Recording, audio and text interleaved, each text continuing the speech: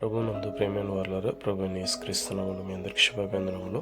ఈ ఉదయకాలమున కలువరి కృపాసన విధంగా మిమ్మల్ని ఆహ్వానించుచున్నాను.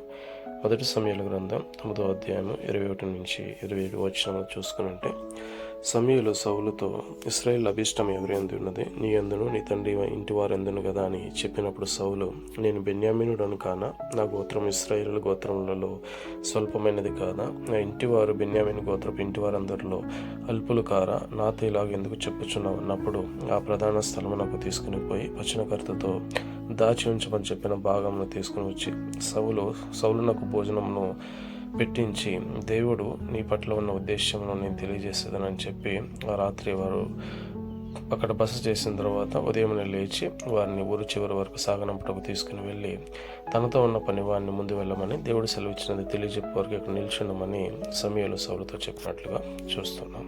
ఆమేన్.